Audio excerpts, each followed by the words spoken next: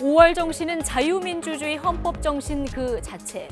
윤석열 대통령이 내각, 참모진, 여당 의원들을 모두 이끌고 42주년 5.18 민주화운동 기념식에 참석했습니다. 진보 보수할 것 없이 임을 위한 행진곡을 다 함께 부르는 모습도 있었습니다. 잠시 뒤에 오전에 있었던 기념식 모습 정리하고 임을 위한 행진곡을 작곡한 김종률 세종문화재단 대표 전화 직접 연결해 보겠습니다.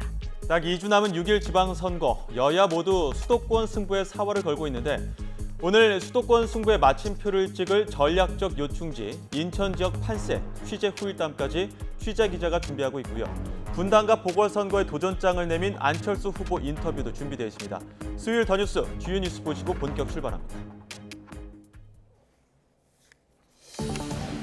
제42주년 5.18 민주화운동 기념식이 윤석열 대통령을 비롯해 여야 의원 등 2천여 명이 참석한 가운데 국립 5.18 민주묘지에서 열렸습니다.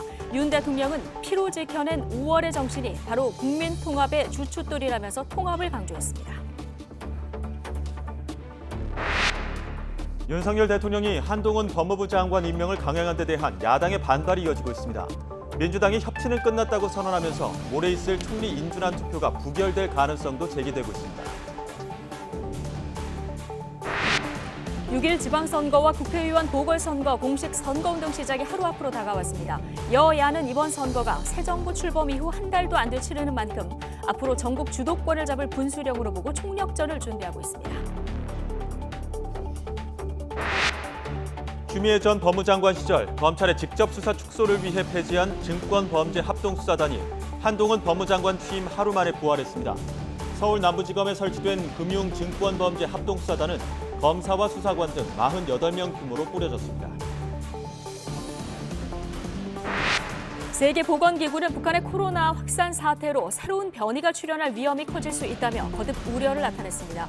김정은 북한 국무위원장은 방역 초기 대응이 미숙했다며 강하게 질타했습니다. 북한은 코로나19 확산과 관계없이 핵실험 준비를 계속하고 있는 것으로 분석됐습니다. 바이든 미국 대통령이 한국과 일본을 방문하는 기간 동안에 대륙간 탄도미사일을 시험 발사할 가능성도 제기됐습니다. 네, 5.18 민주화운동 42주년을 맞아 정부 주관 공식 기념식이 광주에서 열렸습니다. 올해 기념식에는 윤석열 대통령과 여야 의원 200여 명이 참석해 모처럼 국민 통합의 한마당이 됐습니다. 참석자들은 5월을 상징하는 노래, 임을 위한 행진곡도 함께 불렀습니다. 취재기자 연결해 자세한 소식 들어보겠습니다. 나연호 기자. 네, 호남 취재본부입니다. 네, 오늘 기념식은 모처럼 많은 인원이 참석해서 축제 분위기 속에 치러졌다면서요. 네, 그렇습니다. 오늘 기념식은 코로나로 인한 사회적 거리 두기가 해제되면서 무려 2천여 명이 참석했습니다. 기념식장 바깥에는 미리 등록된 참석자 외에도 이 많은 시민과 질서 유지에 나선 이 경찰까지 뒤섞여 인파로 가득했습니다. 기념식에는 5.18 민주유공자 유족을 비롯해 윤석열 대통령과 장관, 수석, 여야 국회의원 200여 명도 자리를 함께했는데요. 올해 기념식은 5월을 드립니다를 주제로 열렸습니다. 광주로부터 뿌려진 민주주의의 씨앗을 가꾸어 희망 가득한 5월을 함께 만들어가자는 의미를 담았는데요. 기념식은 헌화와 분향, 경과보고, 추모 공연, 기념사 순으로 55분 동안 진행됐습니다. 참석자들은 지난 1980년 전두환 신군부의 포갑에 맞서 민주화를 외치다 쓰러져간 5월 영령들의 숭고한 뜻을 기렸습니다. 기념식 마지막 순서는 임을 위한 행진곡 재창이었습니다. 임을 위한 행진곡은 정권이 바뀔 때마다 합창과 재창, 한 번은 아예 식순까지 빠지면서 논란이 됐는데요. 미리 예고한 대로 윤 대통령은 참석자들과 손을 맞잡고 재창에 참여했습니다. 오늘은 사실상 처음으로 진영을 떠나 여야 국회의원 등 참석자들이 모두 함께 부르면서 기념식이 마무리됐습니다. 한때 일부 의원들이 5.18 민주화 운동을 폄훼하는 막말을 하면서 유족과 광주 시민이 큰 상처를 받았는데 오늘은 통합의 한마당이 연출된 겁니다. 모든 행사가 끝난 뒤에는 묘역에 유족과 참배객의 발길이 이어졌습니다. 추모 열기가 고조되면서 이번 달에만 국립 5.18 민주묘지를 찾은 참배객은 10만 명을 넘어섰습니다. 코로나19 감염 확산 이후 처음으로 예년 수준으로 회복한 건데요. 참배 행렬은 작전명 화려한 휴가로 열흘 만에 무자비하게 진압된 오는 27일을 넘어서도 이어질 것으로 보입니다. 지금까지 호남 취재본부에서 YTN 나연호입니다. 윤석열 대통령은 기념사를 통해 5월의 정신이 바로 국민 통합의 주춧돌이라고 강조했습니다. 윤 대통령은 보수 대통령 처음으로 유족들과 함께 민주의 문으로 입장했습니다. 취재기자 연결해 자세한 소식 알아보겠습니다. 조은지 기자. 네, 용산 대통령실입니다. 네, 오늘 윤 대통령 기념사에 많은 키워드가 담겼던데요. 어디에 방점이 찍혀 있습니까? 네, 5.18 기념사를 관통하는 주제는 바로 5월 정신과 통합이었습니다. 지난 취임사에서 통합이 빠졌다는 일부 지적에 윤 대통령은 정치 자체가 통합 과정이다 직접 해명한 일이 있었는데요. 이번엔 아예 통합 메시지에 방점을 찍었습니다. 윤석열 대통령은 42년 전 자유민주주의와 인권 가치를 피로써 지켜낸 5월의 한 거를 기억한다면서 5월 정신은 보편적 가치의 회복이고 자유민주주의 헌법 정신 그 자체라고 말했습니다. 직접 개헌 얘기는 담지 않았지만 그에 못지않은 강력한 메시지로 풀이됩니다. 윤 대통령은 기념사를 7차례 손질하며 이 부분을 직접 추가했다고 하는데요. 강조한 부분 직접 들어보시죠. 자유민주주의와 인권의 가치는 우리 국민을 하나로 묶는 통합의 철학입니다. 그러므로 자유민주주의를 피로써 지켜낸 5월의 정신은 바로 국민 통합의 주춧돌입니다. 네, 호남을 향한 메시지도 눈에 띄었는데 윤 대통령은 민주화의 성지 광주라고 인사를 했고요. 마무리 발언으로 나온 자유와 정의 그리고 진실을 사랑하는 우리 대한민국 국민 모두는 광주 시민입니다라는 말도 원고에는 없었지만 현장에서 발언 직전에 추가했습니다. 윤 대통령은 또 광주와 호남이 자유민주주의와 인권 가치 위에 담대한 경제적 성취를 꽃피워야 한다면서 AI와 첨단 기술 기반의 산업 고도화를 이뤄 힘차게 도약해야 한다고 말했습니다. 네, 오늘 기념식에서 윤 대통령이 임을 위한 행진곡을 부르는 모습도 인상적이었는데 재창 형식이었죠? 네, 이 역시 통합 의지의 표현입니다. 마스크를 써서 직접 볼 수는 없었지만 윤석열 대통령은 임을 위한 행진곡을 불렀습니다.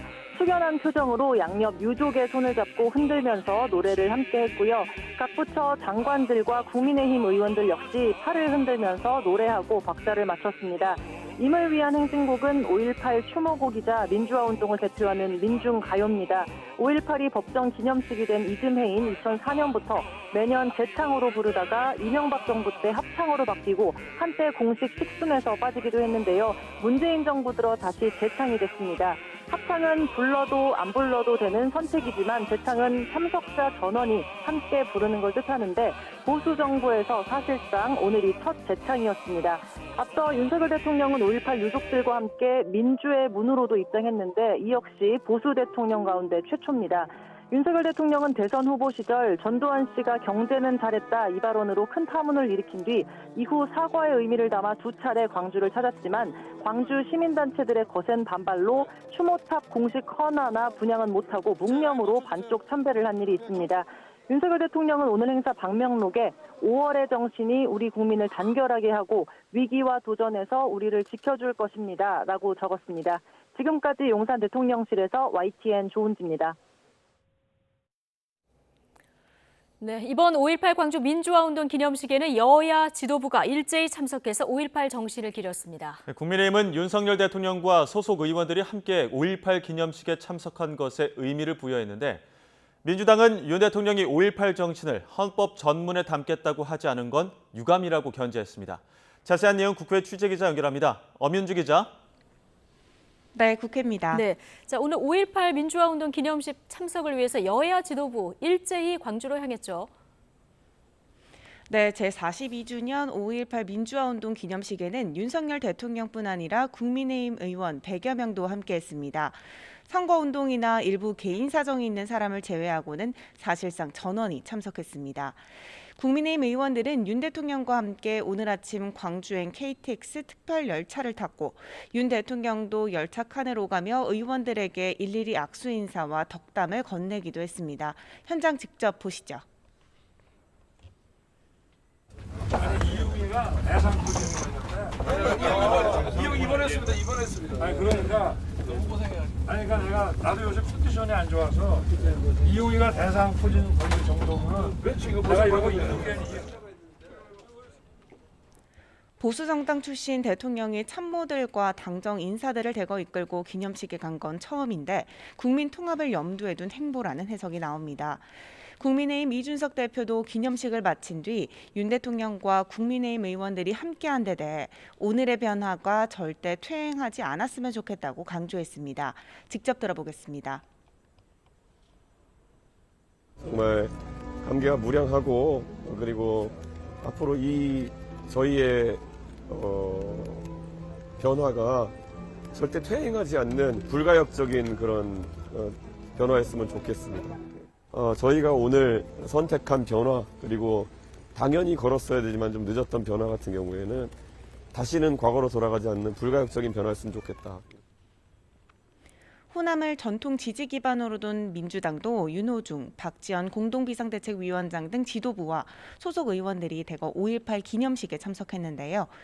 여야가 함께 기념식에 참석해 5.18 정신을 계승하겠다고 한 것은 의미가 있다면서도 윤 대통령이 기념사에서 5.18 정신을 헌법 전문에 추가하겠다고 밝히지 않은 데 대해서는 유감을 표했습니다. 직접 들어보겠습니다. 여야가 앞으로 헌법 개정을 개정 헌법을 논의할 때 이 5.18 광주의 정신을 계승한다라고 하는 그 문구가 헌법 전문에 추가되기를 희망합니다.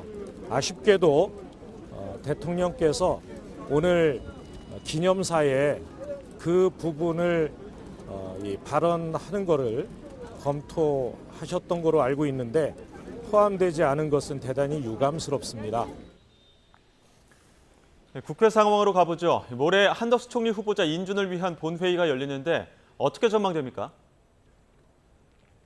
네, 윤 대통령이 시정연설에서 초당적 협력을 강조한 지 하루 만인 어제 한동훈 법무부 장관 임명을 강행하면서 민주당은 강하게 반발하고 있습니다.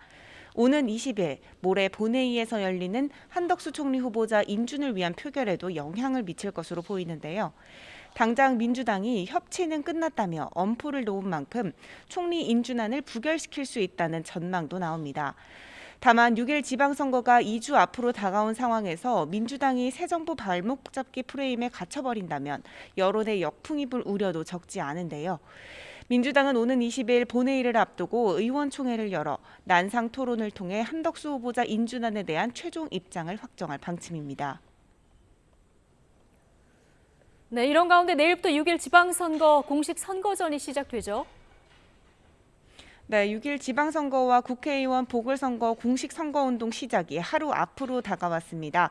내일부터 오는 31일까지 13일 동안 유권자의 표심을 잡기 위한 열전에 돌입하는데요. 특히 이번 선거가 윤석열 정권 출범 이후 한 달도 안 돼 치르는 선거인 만큼 집권 초반 전국 향배를 가를 중대 분수령으로 평가받습니다. 국민의힘은 여당으로 치르는 첫 선거에서 반드시 승리해 정권 초기 국정 동력을 최대한 확보하겠다는 목표를 잡고 있습니다. 여기에 민주당은 윤석열 정부의 독주를 막아달라고 총력전에 나서고 있어 지방선거 경쟁이 한층 뜨거워질 것으로 보입니다. 지금까지 국회에서 YTN 엄윤주입니다. 한동훈 신임 법무부 장관 지시에 따라서 추미애 전 장관이 폐지한 금융증권범죄합동수사단이 2년 4개월 만에 다시 설치됐습니다.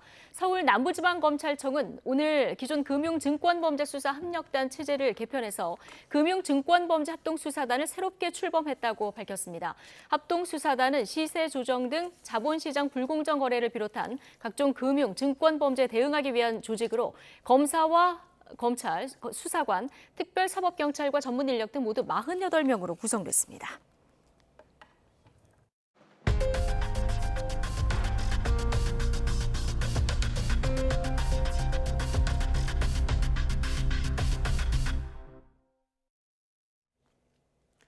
오늘도 북한에서 신규 발열자가 20만 명 넘게 나오고 누적 사망자는 62명으로 늘어났습니다.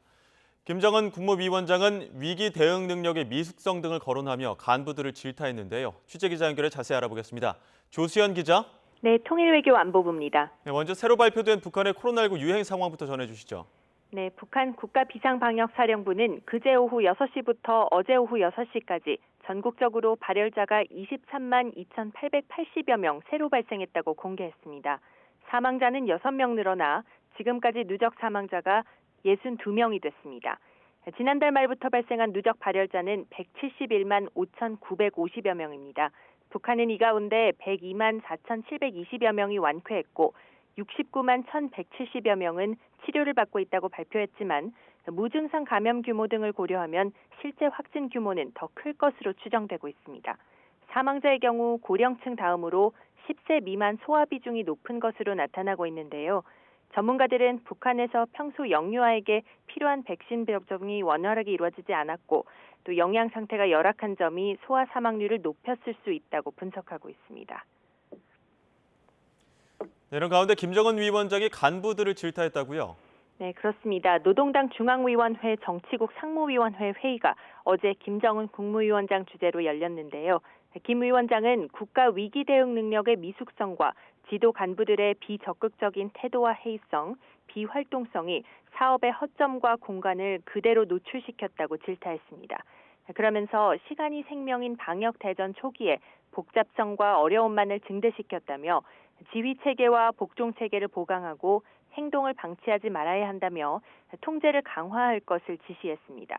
또 인민 생활 분야 안정과 관련해 생활 보장과 생활물자 공급에 더 몰두하고 주민들의 치료 수요와 조건을 최대한 보장해주기 위해 노력을 다하라고 강조했습니다.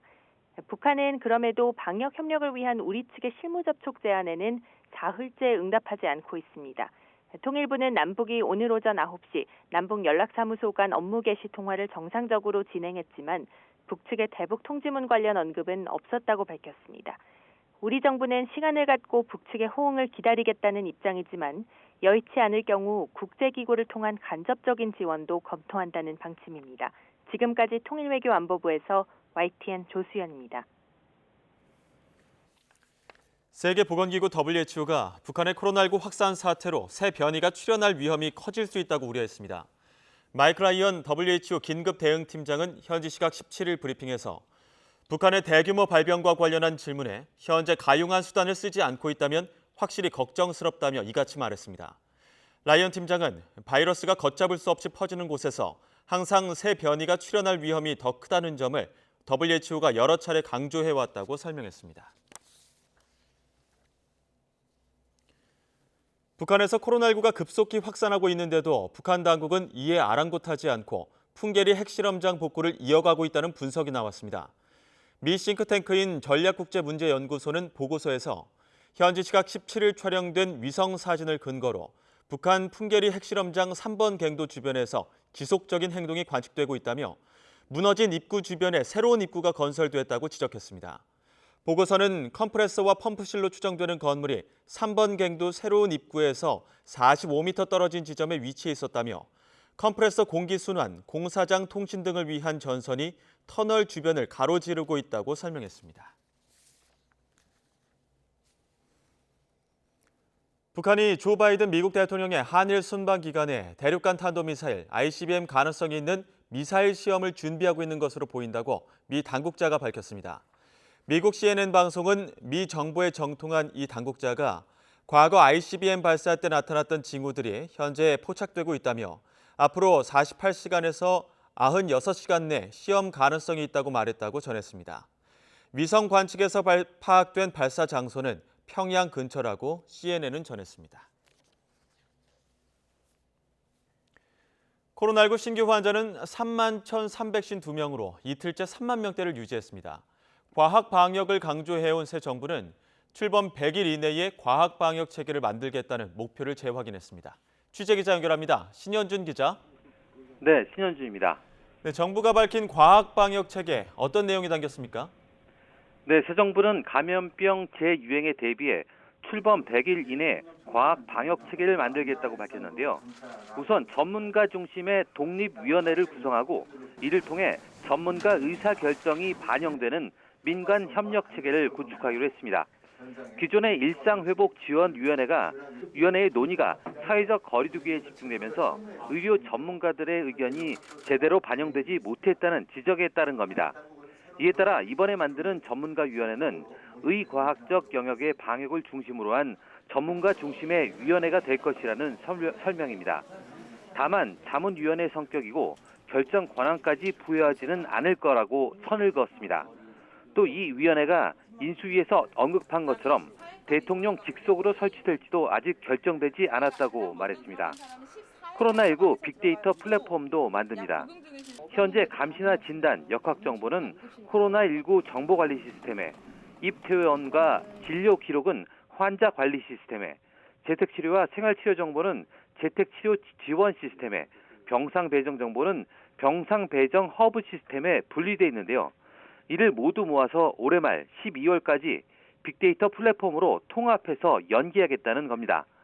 또 이런 빅데이터의 기반을 두고 근거 중심의 방역 정책을 만들겠다고 설명했습니다. 중대본은 또 현재 전국 대부분의 학교와 유치원에 공기 정화 장치가 있지만 바이러스 제거 기능은 부족한 실정이라며 관련 부처 TF를 구성해 효과성과 안정성을 검증하고 바이러스 제거가 가능한 공기 정화 장치 설치를 지원하기 위한 가이드라인을 만들기로 했습니다. 네, 코로나19 신규 환자는 이틀째 3만 명대 유지했죠? 네, 오늘 0시 기준 신규 확진자는 3만 1,352명으로 이틀 연속 3만 명대입니다. 하루 전보다는 3,700여 명 줄었는데 수요일 발표 기준으론 지난 2월 2일 이후 15주 만에 최저입니다. 일주일 전과 비교하면 12,000여 명이, 2주 전과 비교하면 17,000명 넘게 줄면서 감소세가 이어지고 있습니다. 위중증 환자는 20명 감소한 313명으로 9일째 300명대이자 91일 만에 최소입니다. 하루새 숨진 환자는 31명으로 19일째 두 자릿수를 유지하고 있습니다.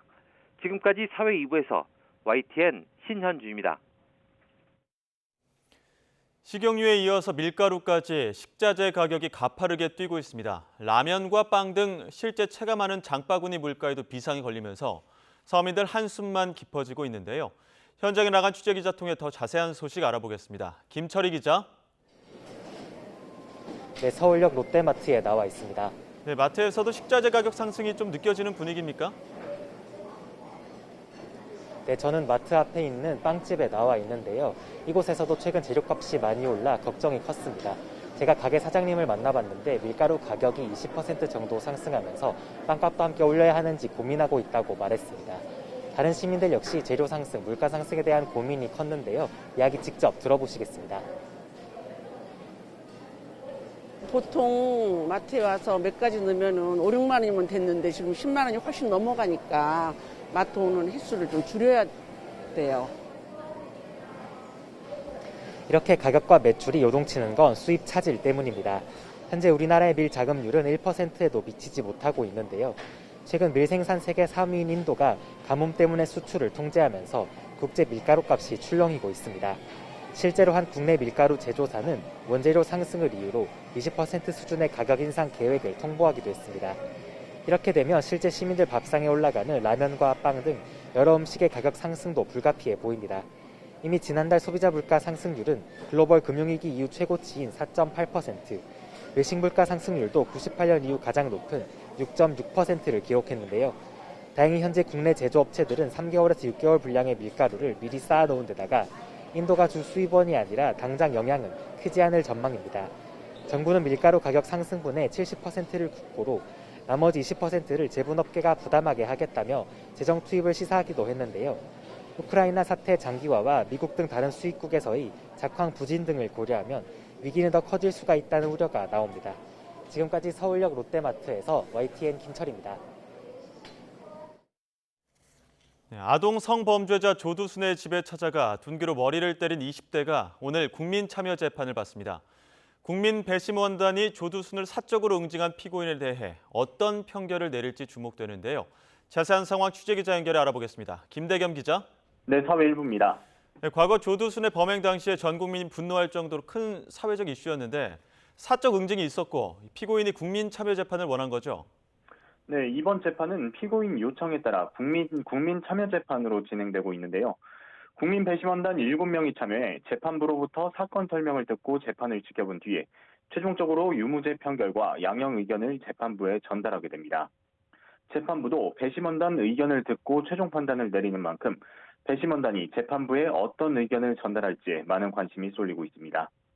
이 사건 피고인 21살 김모 씨는 지난해 12월 경찰인 척 속이고 조두순 집에 들어가 실랑이를 하다가 둔기로 머리를 때려 다치게 한 혐의를 받습니다. 김 씨는 경찰 조사에서 조두순의 성범죄에 분노해 공포를 줘야겠다는 마음으로 집을 찾아갔고 조 씨를 보자마자 분노가 치밀어 때리게 됐다며 범행 자체는 시인했습니다. 하지만 범행 당시 정신과 약을 먹고 있던 데다가 소주를 한 병 마시고 왔기 때문에 정상적 판단을 할 수 없는 상황이었다며 이른바 심신미약을 주장했습니다. 이에 따라 오늘 재판의 법리적 쟁점은 김 씨가 주장하는 심신미약의 인정 여부입니다. 심신미약이 인정되면 형의 감경 사유가 될 수 있는데 이것을 오롯이 재판부의 법리적 판단에만 맡기는 게 아니라 국민적 여론을 반영할 수 있는 배심원단 의견도 함께 고려되기 때문에 배심원단이 어떤 판단을 할지에 많은 관심이 쏠리고 있는 겁니다. 네, 지금 법리적 쟁점과는 별도로 흉악범에 대한 사적 제재 문제에 대해서도 논의가 오가겠죠? 네, 이번 사건의 경우 피고인이 이미 혐의 사실을 모두 인정했기 때문에 국민참여재판 진행에도 논란이 있었습니다. 그런데도 국민참여재판이 진행된 건 피고인 권리 보장과 국민적 여론 수렴이 필요하다는 재판부 판단이 있었기 때문입니다. 즉, 법리적으로만 보면 특수상해는 1년 이상 10년 이하 법정형에 처하도록 하고 있지만 이번 사건은 조두순에 대한 국민적 여론이 워낙 좋지 않다는 특수성을 고려해 배심원단 의견을 듣고 판결을 내린다는 취지입니다. 앞서 조두순은 아동 성폭행 혐의로 12년형을 살고 지난 2020년 12월 출소했는데요. 극악한 범죄에 비해 사법부가 내린 판결은 국민 법감정에 맞지 않은 측면이 크다 보니 조두순 출소 이후에 사적 응징을 하겠다는 이들이 꽤 많았습니다. 오전에 검찰 측 피고인 신문이 이뤄진 뒤 지금은 휴정 상태인데요. 잠시 뒤인 오후 2시 공판이 재개되면 이번 경우처럼 국민의 법감정에 어긋나는 판결 때문에 발생하는 법 체계에 벗어난 사적 제재 시도를 어떻게 바라봐야 할 건지에 대한 논의도 함께 이루어질 것으로 보입니다. 또 오늘 재판은 김 씨가 혐의를 모두 인정한 만큼 조두순의 증인 신문은 이루어지지 않고 배심원단의 판결이 나오는 대로 양형을 정해서 최종 판결이 이루어질 예정입니다. 지금까지 사회 일부에서 전해드렸습니다.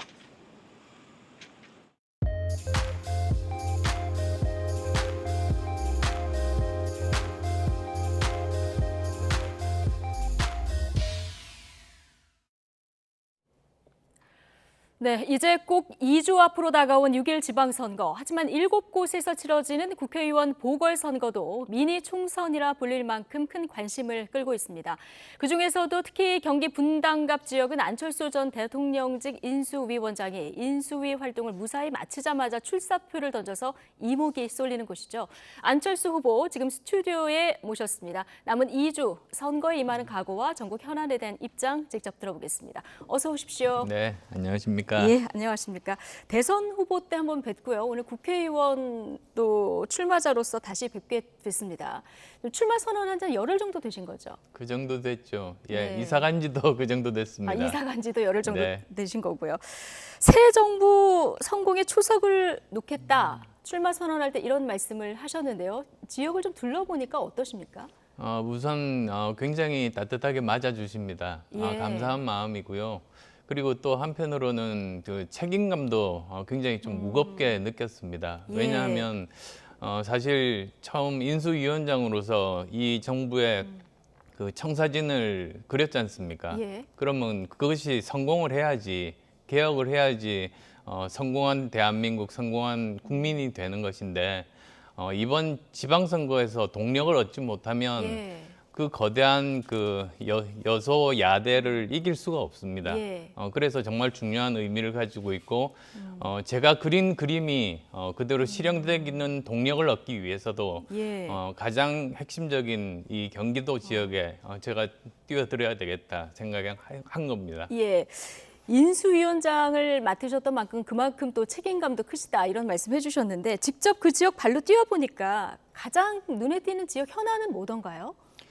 크게 보면 세 가지 정도입니다. 예. 우선 첫 번째가 재건축 문제입니다. 1991년에 처음 이제 입주가 시작됐으니까요. 예. 벌써 30년이 훌쩍 넘었습니다.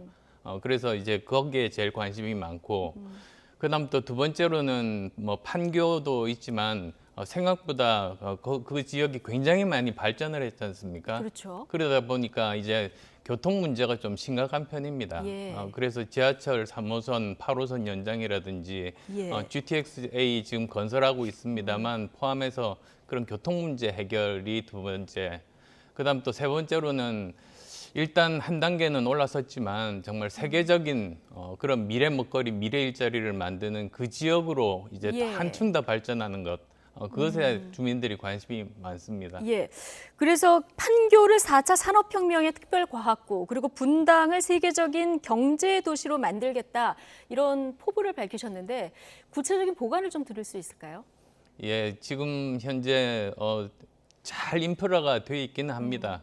근데 좀 부족한 것이 인재를 양성하는 곳입니다. 네. 보통 실리콘밸리 보면은 거기에 여러 그 스탠포드 대학이라든지 버클리라든지 좋은 대학들에서 좋은 인재들을 많이 양성을 하거든요. 그러면서 시너지가 나기 마련인데 여기에는 주로 기업이라든지 연구소들은 있지만 제대로 된 뭐 학교 이런 쪽이 좀 부족한 그런 형편입니다. 따라서 모든 것의 기초가 사실은 창의적인 인재를 기르는 것 아니겠습니까? 예. 그래서 여러 가지 거주 인프라라든지 교통 인프라에다가 이런 인재를 양성하는 것까지 이렇게 합치면 굉장히 한층 더 발전할 수 있을 거라고 생각하고 있습니다. 예, 거주 문제, 교통 문제 해결하고 이제 인재를 어떻게 확보할 것인가 이게 굉장히 중요한 문제다 이렇게 보시는 건데요.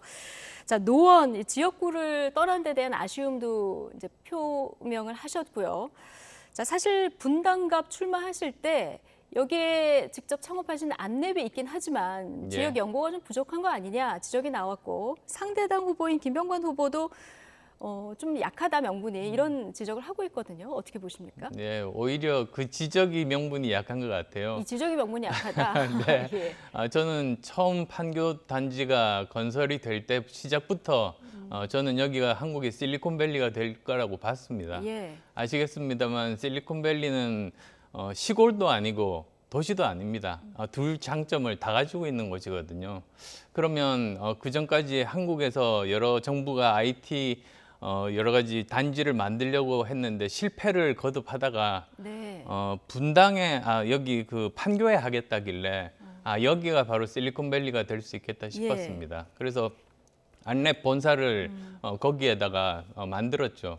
그게 그래서 아주 초창기에 들어가다 보니까 지금도 그 전철역에서 가장 걸어서 가까운 곳에 저희 안랩 본사가 있습니다. 예. 예, 그러니까 그 정도 연구면은 정말로 저 큰 연구라고 볼 수 있겠죠.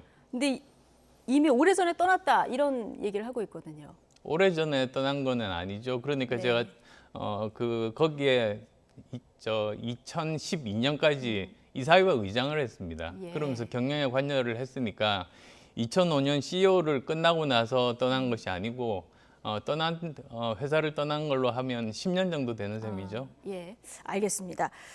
자, 지금 김병관 후보 같은 경우에 이 지역에서 한 차례 당선이 됐고요. 그리고 김은혜 지금 경기도지사 후보가 이 지역에서 지난 총선에서 당선이 되긴 했습니다만 굉장히 어렵게 이긴 지역이기도 하거든요.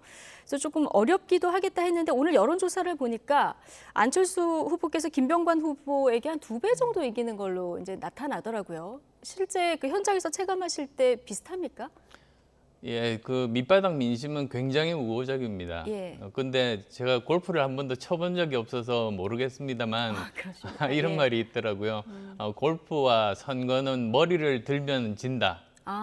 그래서 저는 마지막 순간까지 최선을 다할 생각입니다. 예, 오세훈 후보도 상당히 많이 우위를 점하고 있는데 굉장히 보수적으로 접근을 하시더라고요. 같은 맥락이라고 보면 될까요? 네, 그렇습니다. 선거는 항상 겸손한 마음으로 예. 마지막 날까지, 마지막 그 정말 자정까지 최선을 다하는 것이 그것이 옳은 정치인의 태도라고 봅니다. 예, 알겠습니다. 김병관 후보하고 이력이 많이 겹친다. 이런 얘기도 하는데 실제로 보면은 뭐 대학 그리고 교수 시절 뭐 같이 그 기간이 겹치는지 모르겠습니다만은 지나온 이력이 좀 비슷하거든요. 기업을 하신 것도 그렇고요. 잘 아십니까? 아닙니다. 개인적으로 잘 모릅니다. 그리고 그러십니까? 또 이력으로 따지더라도 사실 뭐 여러 가지로 차이점들이 많습니다. 뭐 예를 들자면 저는 지난 10년 동안 한 번도 양자 대결을 해본 적이 없습니다.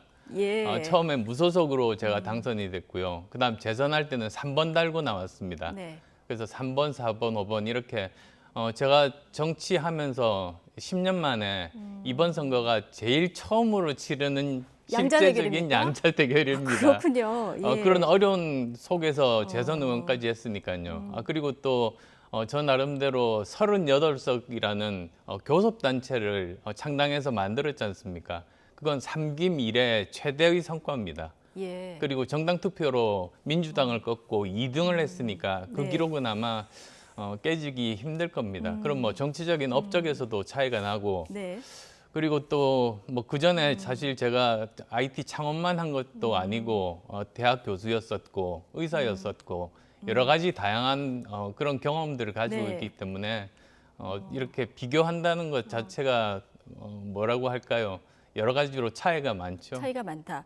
지금 말씀하신 여러 가지 행보 중에서 이제 다당제를 주장하시면서 결국 국민의당과 합당한 부분, 이 부분 이제 민주당에서 많이 비판을 하고 있는데 이재명 선대위원장이 10년 동안 새 정치를 하고 이거를 보수 정당에 바쳤다.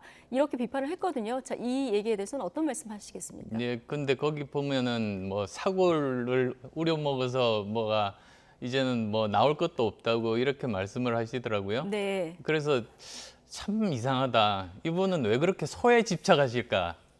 그 생각을 했습니다. 네. 그런 생각을 하셨습니까? 네. 끝입니까? 왜 소에 집착하시는지는 잘 모르겠습니다. 예, 알겠습니다. 자, 여러 가지 발언 중에서 성남을 배트맨에 나오는 이제 고담시에 비유를 하면서 여러 가지 이제 평가들이 나왔는데 김병관 후보는 이게 지역 비하다. 그러면 사과도 요구했고 맞짱 토론하자 이렇게도 제안을 했는데요.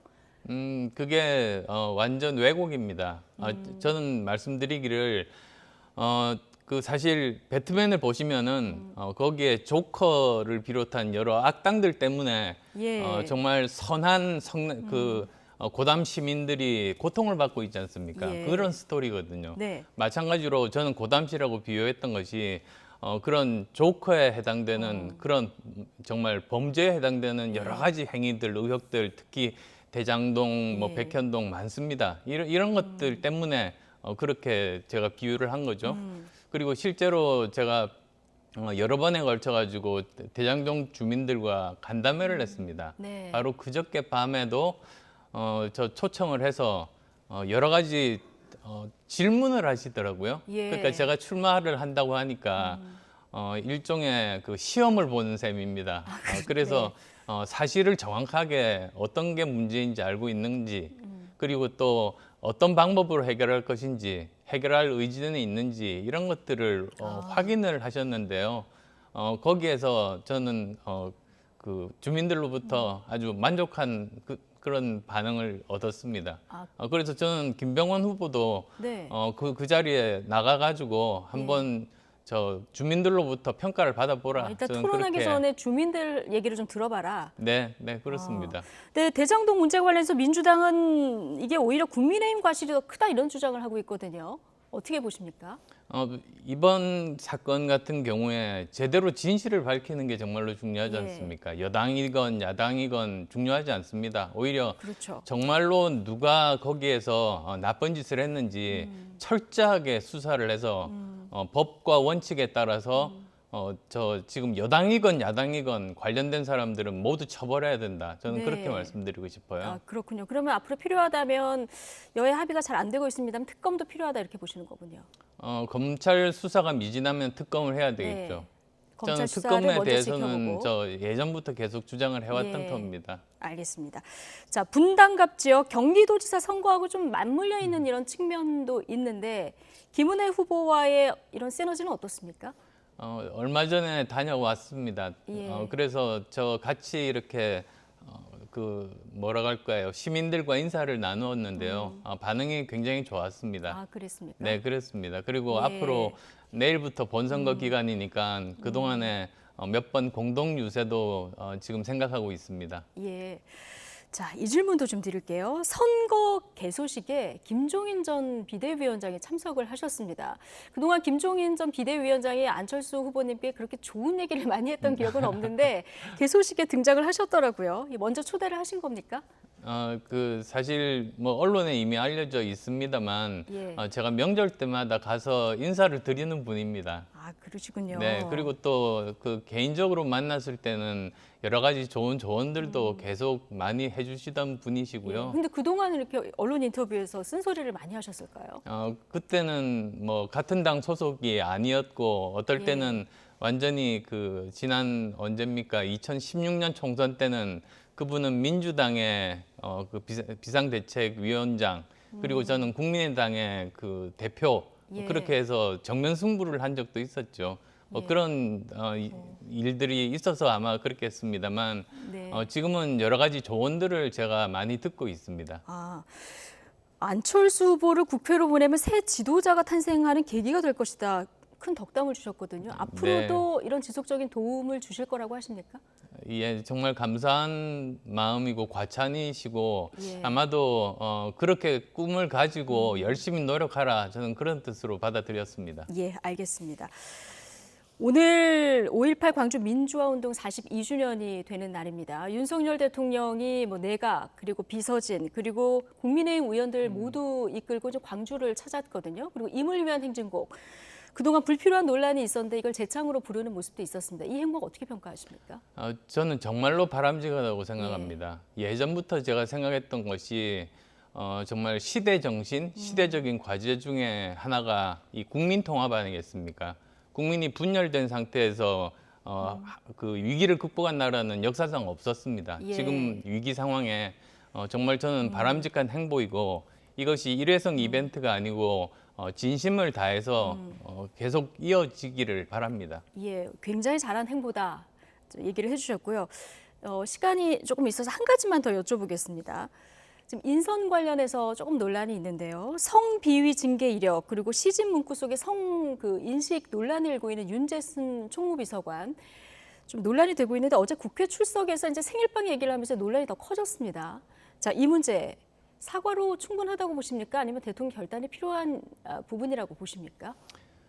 그런 문제는 사실 이렇게 그전 정부가 국민에게 실망을 많이 안겨드렸기 때문에 정권 교체가 된 것 아니겠습니까?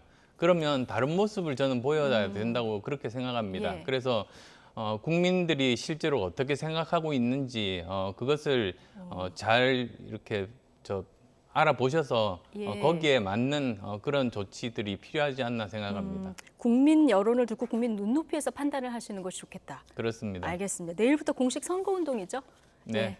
더 바빠지실 것 같습니다. 지금까지 경기 분당갑 보궐선거에 출마한 안철수 후보와 함께 얘기 나눠봤고요. 내일은 민주당 김병관 후보도 또 만나보겠습니다. 오늘 귀한 시간 내주셔서 고맙습니다. 네, 감사합니다.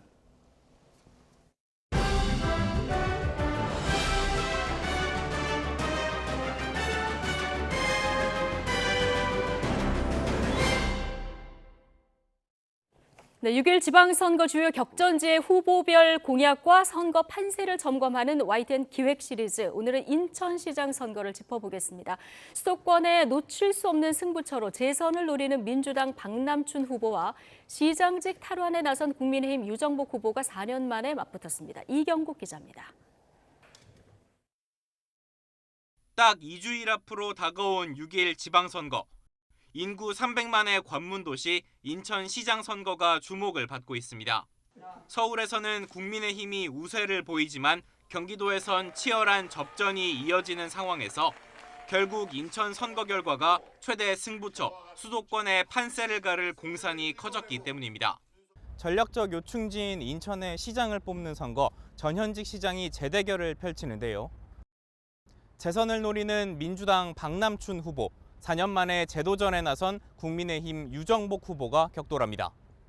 각종 여론조사에서는 국민의힘 유정복 후보가 현재 잠정 우세를 점하고 있습니다. 하지만 지난 대선에서는 민주당이 인천에서 승기를 거머쥐었고 민주당 이재명 상임고문이 인천 계양을 국회의원 보궐선거에 출마하며 지방선거에 영향을 줄 가능성도 커졌습니다. 치열한 대결이 예상되는 가운데 현역 시장인 민주당 박남춘 후보는 정책의 연속성을 강점으로 꼽습니다. 지역 현안이 산적한 상황에서 정책이 손바닥 뒤집듯 바뀌어서는 안 된다는 겁니다.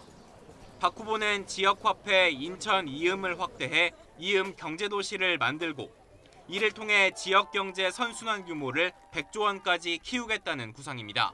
당당한 인천을 만들 거예요. 공약 이행이라든지 또는 도시 경쟁력 평가라든지 재정에 있어서의 누가 가장 관리를 잘했냐를 잘 비교한다면 아마 유권자들의 선택이 좀 더 쉬워질 수 있다. 국민의힘 유정복 후보는 박 후보의 임기를 무능과 무책임, 불통이 빚은 잃어버린 4년이라고 정조준하고 있습니다. 이어 윤석열 정부와의 유기적인 협조를 통해 인천을 세계 초인류 도시로 만들겠다는 비전을 제시했습니다.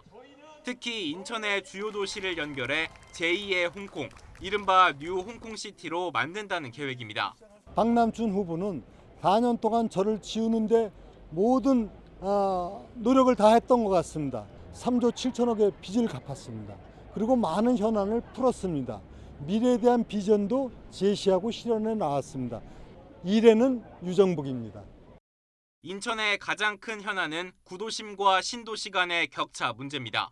이에 박 후보는 촘촘한 교통망 확충을 인천 지하철 3호선을 대한선을 따라하고 광역교통망은 횡축으로 연결을 하면 16개의 역세권이 생기고 24개의 구역으로 그 구역별로 랜드마크를 만들고 유 후보는 인천 내향 지역을 집중 개발하는 방안을 해결책으로 꺼내들었습니다. 첫 번째 프로젝트로 제물포 르네상스 프로젝트를 발표했습니다. 기존의 방식이 아닌 그야말로 혁신적인 방법을 통해 갖고 원도심 활성화를 반드시 만들어갈 겁니다. 인천에서 펼쳐지는 4년 만의 리턴 매치. 박남춘 후보의 수성이냐 유정복 후보의 탈환이냐. 팽팽한 수도권 판세에 마침표를 찍는 건 어느 쪽일지 관심이 집중되고 있습니다. YTN 이경국입니다.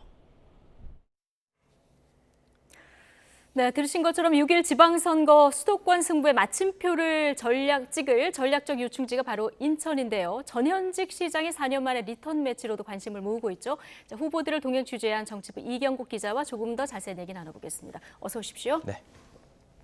먼저 인천시장 선거에 나선 후보들 좀 구체적으로 좀 볼까요? 네, 먼저 현역 시장이죠. 7대 인천시장인 민주당 박남춘 후보가 재선을 노리면서 출마를 했고요. 국민의힘에서는 전임, 그러니까 6대 인천시장을 지낸 유정복 후보가 나섰습니다. 앞서 지난 2018년에 이미 두 후보는 한 차례 대결을 치렀고 잘 아시다시피 결과는 박남춘 후보의 승리였는데요. 4년 만에 다시 이제 인천시장 자리를 놓고 정면 승부를 벌이게 된 건데 흥미로운 사실은 이 재대결이라는 점이 조금은 부담스러울 법도 한데 두 후보 모두 자신에게 더 유리할 거다 이렇게 해석을 하고 있는데요. 후보들의 말 직접 듣고 와서 얘기해 보겠습니다. 선거 운동하기는 좋습니다. 다 각자가 4년간 시정을 맡아본 그 성과를 가지고 비교를 하면 쉽게 누가 일을 잘했는지를 판단할 수 있을 겁니다. 둘 다 4년간 시장을 했기 때문에 비교하기가 비교적 명확합니다. 4년 동안 무엇을 해왔는지, 어떤 성과를 냈는지, 어떤 문제가 있는지 바로 비교해보면 정답이 나옵니다. 네, 정의당에서는 이정미 전 대표가 후보로 나섰는데요. 최초의 여성 인천시장을 목표로 하고 있는 상황입니다. 박남춘 후보와의 단일화 가능성이 언급이 많이 되기도 했었는데 일단 이정미 후보는 완주 의사를 밝히면서 기득권 양당을 견제하겠다는 뜻도 함께 밝혔습니다. 예, 이번 인천시장 선거 전략적 요충지다 이런 얘기 많이 하는데 네. 어떤 배경에서 이렇게 전략적으로 중요성을 갖는 겁니까? 네, 앞서 리포트에서도 간략히 언급드리긴 했는데 현재 판세를 보면 이 서울시장 선거는 일단 국민의힘 오세훈 후보가 잠정적으로 우세를 차지하고 있는 상황인데요. 예. 다만 이 송영길 전 대표라는 무게감 있는 후보와의 대결이기 때문에 긴장감은 계속되고 있는 상황이거든요. 그리고 경기도 지역은 더 말할 것도 없을 것 같습니다. 김동연 후보 그리고 김은혜 후보가 치열한 대결, 엎치락뒤치락하고 있는 상황인데 결국 이제 지방선거의 최대 승부처라고 할 수 있는 수도권의 승부를 어디가 가를 것이냐, 그게 이제 인천이 될 거라는 해석이 나오고 있는 상황인데요. 또 인천은 이제 지난 20대 대선을 제외하고는 앞서 진행된 7번의 대선 결과를 모두 마친 민심의 풍향계라고 불리는 지역이기도 해서 또 관심이 커지고 있습니다. 예. 자, 후보들 일정을 취재하러 갔을 때도 각 당이 얼마나 인천에 신경을 쓰는지 이걸 좀 알 수 있었다면서요. 네, 맞습니다. 지난주와 이번 주에 걸쳐서 제가 이제 인천시장 선거에 나선 후보들 일정에 동행을 했는데요. 공교롭게도 이 박남춘, 유정복 후보 모두 인하대학교를 방문하는 일정이었습니다. 학생들을 만나서 취업과 주거 문제, 나아가서 지역 발전 문제에 관해서 학생들과 간담회를 진행하는 일정이었는데요. 그런데 이 일정을 취재하던 도중에 한 가지 특징이 보였습니다. 먼저 박남춘 후보의 경우에는 이재명 총괄 선대위원장이 현장에 동행해서 함께 일정에서 간담회도 진행을 하고 학생들을 함께 만나는 모습이었고요. 네. 국민의힘 유정복 후보 방문 때도 역시 지원군이 동행을 했는데 국민의힘 이준석 대표 그리고 인천 지역구를 둔 현역 의원까지 동행을 해서 힘을 싣는 모습이었습니다. 예. 현장 모습 잠깐 보고 오겠습니다. 네. 가능성 있는 도시인데 왜 자꾸 이렇게 소외될까? 일정한 계획에 의해서 일정한 정도의 지속성을 가지고 정책이 집행돼야 자리를 잡는데 뭐 좀 해볼만 하면은 휙 바뀌어가지고 멍망되고. 기업이 진흥되는 그런 인천을 만들기 위한 노력을 했습니다. 그 이후에 후임을 맡은 분들이 그걸 성공적으로 추진하지 못해가지고 잠시 정체가 되어 있는 상황이라고 저는 생각합니다. 네, 어떻게 보면 지금 현재는 본격적인 선거 전국의 초반이라고 볼 수도 있는 상황인데 당 지도부 내지는 지도부급 인사들이 현장 일정에 동행을 하는 모습을 보면서 인천에 정말 많은 화력을 집중하고 있구나 이런 모습을 확인할 수가 있었습니다. 후보들 각자 어떻게 보면 민심에 호소하는 부분들도 다를 것 같은데 스스로 어떤 강점을 꼽고 있습니까? 네, 먼저 박남춘 후보는 아무래도 현역 시장인 만큼 정책의 연속성이 중요하다는 점을 강조를 하고 있고 또 임기 동안 자신이 이뤄낸 높은 공약 이행률을 강조를 하고 있습니다. 반면 유정복 후보는 지난 4년이 인천 시민에게는 잃어버린 4년이었다라면서 맹공을 하고 있는 상황이고요.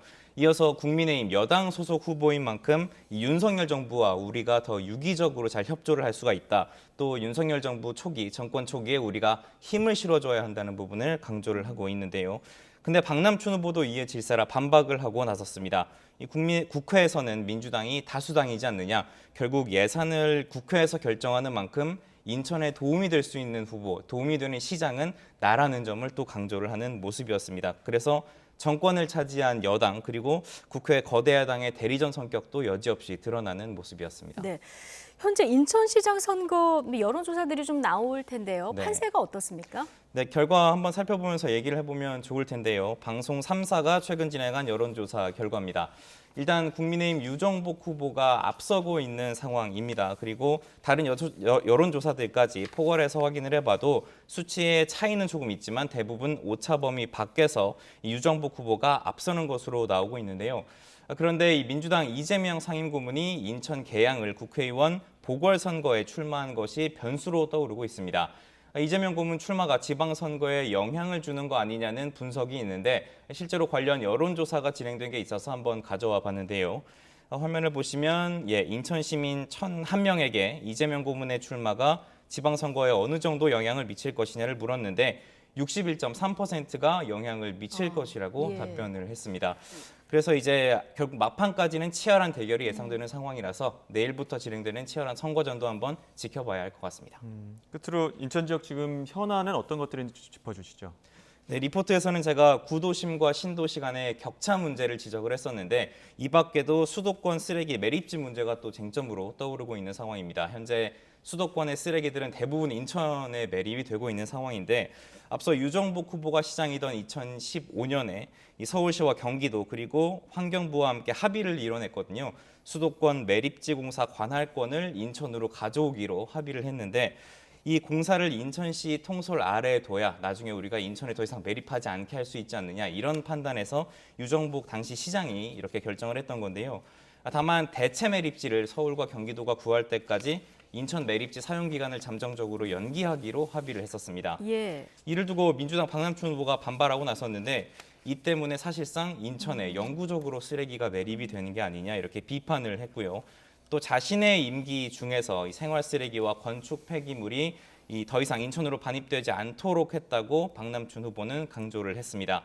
하지만 유정복 후보는 또 다시 과거 합의만 잘 이행했어도 문제없이 이미 문제가 해결됐을 거라고 반발하고 있는 상황이라서 말 그대로 진실 공방이 이어지고 있는 상황입니다. 네. 내일부터 선거운동이 진행이 될 텐데 사실 유권자분들이 이런 현안과 관련해서 후보들이 어떤 공약을 내는지 또 어떤 정책을 내는지 잘 살펴보시는 게 중요할 것 같습니다. 그렇죠. 내 생활을 변화시킬 공약이 뭔지 이걸 보는 게 가장 중요할 것 같고요.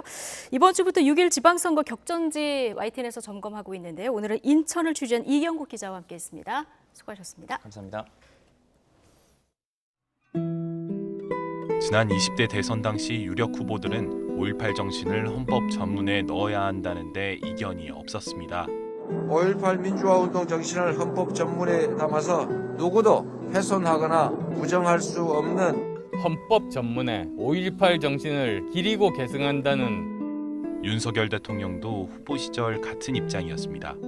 제 원래의 생각이 5.18의 정신이라는 것은 자유민주주의 정신이고 헌법이 개정될 때 반드시 올라가야 된다고. 5.18 기념재단이 지난달 공개한 2022년 5.18 인식조사에서 국민 10명 중 7명이 5.18 정신의 헌법 전문 수록을 찬성했다고 하는데요. 헌법 전문은 여느 체계의 서문들과는 다릅니다. 그러니까 헌법이 원래 최고법이지 않습니까? 그러면 이제 헌법 전문은 헌법의 헌법이기 때문에 그야말로 모든 규범 중에서 최상위 규범이 되는 것이죠. 그리고 헌법 전문 자체가 어떤 선언적인 문서에 불과한 게 아니라 헌법 전문도 헌법 본문과 똑같이 어떤 헌법재판소에 의해서 위헌, 합헌 판단을 내릴 때 어떤 법적 효력을 가지는 규범으로서의 역할을 합니다. 헌법 전문 수록과 더불어 5.18 42주년의 핵심 과제가 진상규명이었는데요. 5.18 진상규명조사위원회는 계엄군의 발표가 분명한 지휘계통을 통해 이루어졌다는 진술을 포함 당시 계엄군이었던 840명의 증언을 확보하고 극우 세력이 북한군이라 주장했던 광수 1호, 김군이 평범한 시민이었음을 밝히는 등 지난 2년간의 조사 결과를 최근 공개했습니다. 이렇게 규명된 5.18의 역사적 의미를 헌법 전문에 담자는 건데요.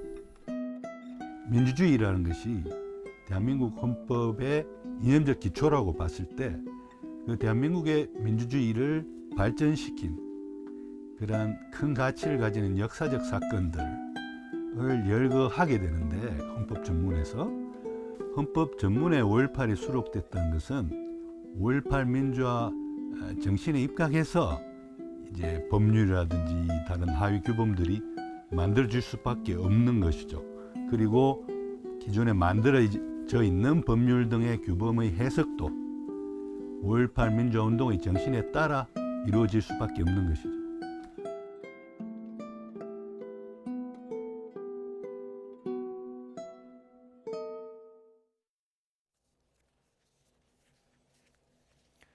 네, 5.18 민주화운동 기념식에 참석한 윤석열 대통령과 여야 의원 200여 명이 모두 함께 임을 위한 행진곡을 불렀습니다. 보수 정권에서 대통령이 임을 위한 행진곡을 제창한 건 이번이 처음인데요. 그동안 정치적 유불리에 따라 왜곡, 폄훼되기도 했던 임을 위한 행진곡. 오늘은 이 노래의 작곡가인 김종률 세종문화재단 대표와 전화 연결해서 임을 위한 행진곡에 담긴 5월 정신을 살펴보겠습니다. 대표님 나와 계십니까? 네, 안녕하세요. 김종률입니다. 네, 안녕하십니까? 오늘 윤석열 대통령 그리고 여야 의원 등 기념식 참석해서 임을 위한 행진곡 제창했는데 지켜보신 감회가 남다르실 것 같습니다. 어떻게 보셨습니까? 예, 우선 좋게 보았고요. 또 어떻게 생각하면 하나도 이상할 것이 없는 그런 제창인데 그동안 많은 정치적 논란이 있었던 것이 이번 계기로 해서 없었으면 좋겠습니다. 예, 논란 자체가 되지 않았어야 될 건데 지금 논란이 네. 됐다는 것 자체가 문제였다 이렇게 보고 계시는데요. 네. 그동안 간혹 보수 진영 인사들 사이에서는 그러니까 임을 위한 행진곡에서 이미 이 북한의 최고 존엄을 상징한다거나 또 보훈처에서 대체국을 공모한다거나 이런 일들도 있었습니다. 네. 그간의 논란들 지켜보시면서 답답한 마음도 컸을 것 같은데 어떠셨습니까? 예, 정말 어처구니 없는 일이죠. 사실은 제가 임을 위한 행진곡의 님이 누구냐라는 이런 여러 가지 이야기에 대해서 여러 번 제가 말씀을 드렸어요. 예. 다시 말해서 그 당시에 직접 작곡한 당사자로서 예. 그런 것이 아니다 이야기를 하는데도 자꾸 믿지 않고 이제 왜곡하는 것을 너무 오랫동안 보았기 때문에 가슴이 무척 아팠습니다. 이제 이런 일들이 더 이상 없었으면 좋겠습니다. 예. 네, 지금까지 여러 번 설명을 해주셨습니다만 오늘을 계기로 다시 한번 그 임을 위한 행진곡의 임이 어떤 의미를 갖는지 설명을 좀 해주신다면요. 아예 저희 임을 위한 행진곡은요, 저 민주주의를 열망하는 노래이지 예. 또는 무슨 뭐 불순한 노래가 절대 아닙니다. 임을 위한 행진곡은 기본적으로 그 당시 5.18 당시에 희생하셨던 그 분들에 대한 추모하는 노래이고요. 예. 또 더 나아가서는 우리 민주주의를 이루는데 많은 노력을 하셨던 분들을 위한 그런 노래. 다시 말하면 또 다시 더 나가면은 우리 대한민국의 그 역사를 노래하는 노래이죠. 예. 지금 화면으로도 윤석열 대통령이 참석자들과 함께 노래를 재창하는 모습 보고 계시는데 노래 담긴 의미를 좀 더 구체적으로 짚어봐야 될 것 같습니다. 지금 5.18 민주화운동 전후로 세상을 떠난 박기순, 윤상원 열사의 영혼 결혼식을 위한 노래였었는데 주인공 이야기는 어떻게 기억하십니까? 네, 그 당시 시민군 대변으로서 열심히 그 투쟁을 하셨던 우리 윤상원 열사께서 5월 27일 1980년 5월 17일 새벽에 돌아가셨죠. 예. 그다음에 이제 그 같이 야학을 하셨던 박기순 씨와 영혼 결혼식이 서재로 된 것인데요. 저희들이 이 그 5.18 2주기를 앞두고 기념하는 과정에서 노래극을 하나 만들자 해서 노래곡 속에 들어있는 마지막 행진곡이 이 님을 위한 행진곡입니다. 그래서 저는 이 윤상원 열사와 박기순 씨에 대한 그 만남은 또 한 가지 어떤 창작적인 의미에서 아름다운 사랑의 찬사이기도 하죠. 네. 아름다운 사랑의 찬사이기도 하다 이런 의미도 같이 또 짚어주셨는데 지금 노랫말은 고 백기환 선생의 옥중 장편 씨 바탕으로 소설가 황석영 님이 또 하신 걸로 알려지고 있습니다. 대표님 네. 먼저 곡을 쓰시고 여기에 가사가 더해진 겁니까? 맞습니다. 그날 이게 1박 2일로 이루어질 수밖에 없는 상황이어서요. 왜냐하면 너무 엄혹한 상황이었고 예. 이게 밖으로 새나가면 모두가 다 경찰서행이기 때문에 예. 저희들이 그날 1박 2일에 만들어졌는데 다른 노래들은 있었는데 이 님을 위한 행진곡이 없었어요. 그 행진곡을 한 4시간 만에 제가 만들어냈습니다. 아마 여러 가지 이걸 만들어진다는 그 압박감이 작용해서 이 노래가 만들어졌지 않나 싶습니다. 가사는 말씀하신 대로 백귀환 선생의 맵비나리 시를 황석영 선생이 조금 이제 순서를 좀 바꾸고 조사를 좀 바꿔서 정리한 겁니다. 워낙 그 엄중한 상황이었기 때문에 1박 2일의 시간 동안 작곡을 할 수밖에 없었다고 말씀해 주셨는데 그날의 기억, 그러니까 42년 전의 기억이 생생하실 것 같아요. 어떻습니까? 네, 지금도 눈에 선합니다. 특별히 그 금남로에서 그 특수부대들이 아주 시민들을 무차별 폭행하는 그 모습이라든지 또는 제가 그 도청 앞 상무관 앞을 지났을 때 보았던 그 상무관 내에 있었던 40 내지 50여 구의 그 시신들에 대한 그 모습들 이게 지금도 눈에 항상 생생하면서 가슴이 울렁거리고 어떨 때는 좀 많이 힘듭니다.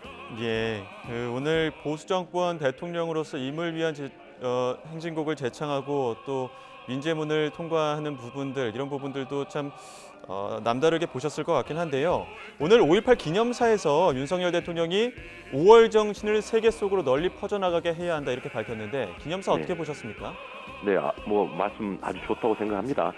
다만 이제 말씀드리다시피 지금까지 많은 정치인들이 그랬어요. 이런 이야기들을 일회성이나 말로만 하고 그쳤는데요.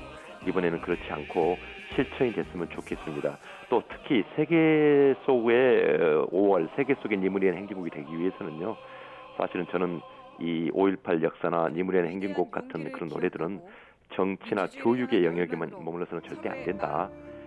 다시 말하면 문화예술로 승화된 역사만이 우리가 프랑스 대혁명에서 보듯이 영속한 역사가 된다. 이렇게 믿습니다. 그래서 앞으로 이제 이 5.18과 님을 위한 행진곡을 가진 문화예술화 작업들을 지속적으로 해야 되고 저도 그렇게 노력하겠습니다. 예, 수사에 그칠 것이 아니라 실체로 보여줬으면 좋겠다. 네. 문화예술로 승화됐으면 좋겠다. 이런 바람까지 남겨주셨습니다. 지금까지 임을 위한 행진곡 작곡가 김종률 세종문화재단 대표와 얘기 나눴습니다. 오늘 말씀 감사합니다. 네, 감사합니다.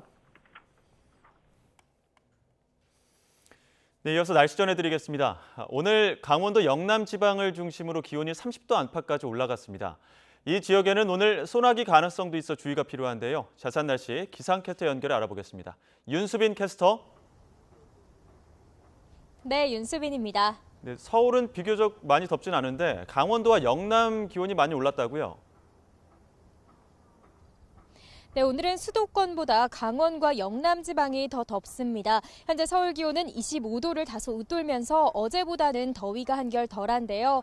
하지만 강원과 영남 지방은 대부분 30도 안팎의 낮더위를 보이면서 마치 여름처럼 덥게도 느껴지실 겁니다. 이 지역에는 대기 불안정으로 인해 소나기가 내리는 곳도 있을 것으로 보입니다. 내일은 전국 하늘에 가끔 구름만 많이 끼겠습니다. 낮더위도 계속되겠는데요. 다만 대기 정체로 인해 수도권 지역은 미세먼지 농도가 종일 나쁨 수준을 유지하겠습니다. 당분간 뚜렷한 비 소식 없이 맑은 날씨가 이어지면서 대기의 건조함은 점점 더 심해지겠습니다. 현재 강원 영동과 충청 이남 곳곳으로 여전히 건조특보가 발효 중인 가운데 동해안 지역에는 바람도 강하게 불겠습니다. 산불 등 화재 발생하지 않도록 불씨 관리 철저히 해주시기 바랍니다. 내일 아침 기온은 오늘과 비슷하거나 조금 낮겠습니다. 서울과 대전 15도, 광주는 14도가 예상됩니다. 한낮에는 10도 이상 기온이 크게 오르면서 덥게 느껴지겠습니다. 서울 한낮 기온 26도, 광주 27도, 대구는 29도까지 오르겠습니다.